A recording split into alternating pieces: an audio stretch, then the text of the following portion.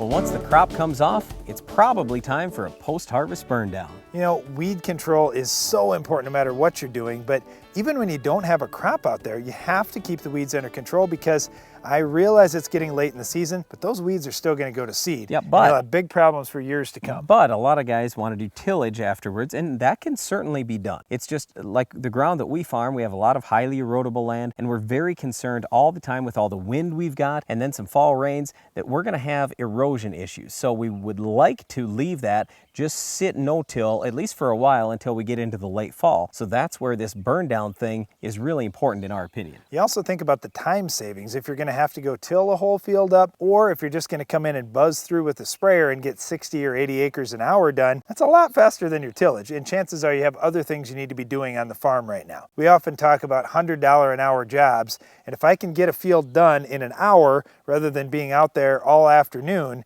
I've got a lot more time to do other things that are more important that can make my farm more money. Okay, let's talk about which products you can use in the post-harvest burn down. Roundup has been the most popular for years, and it probably is going to remain so. Yes, I realize there are some Roundup resistant weeds out there, but for the most part, most weed species are still dying with Roundup. And the nice thing is, if there's no crop out there, you can use a really high rate if you need to. Also, you could include something like AIM, which will help out quite a bit, or Banville, or 2,4-D. I like AIM because it doesn't have residual. I can go in with a cover crop. I can go in with winter wheat. I can go in with anything next year, no problem. So if I've got Roundup and AIM, I have no worries going to just about any crop out there. Now the other thing you have to consider is what your rotation is going to be. Now if you're putting winter wheat in, that's one thing, but if you're not going to plant anything until next spring, you've got a good amount of time here where you could put a residual herbicide out. Let's say, for example, that you're going to be in soybeans next year. Well, you could put a residual herbicide like Valor out right now and get good residual control, maybe not have to come back in and spray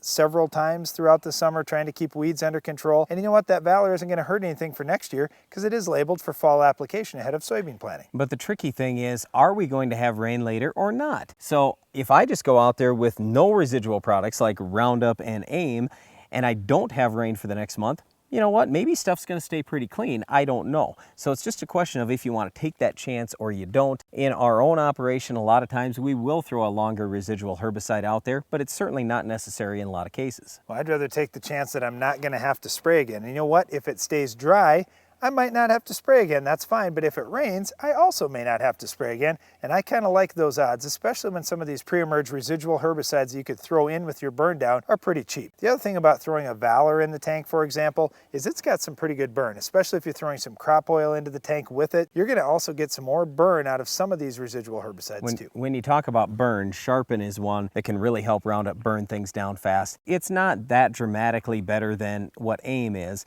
but it is a very good product that does have some residual, and you certainly can plant winter wheat yet this fall. Well, there's certainly a lot of things to think about, but if you've taken a crop off already and there are weeds coming back, a post-harvest burn down is absolutely critical to the long-term success of your fields. Well, another thing that's critical to long-term success in any field is control of this week's weed. It's a tough one, but we'll tell you how to stop it on your farm coming up next.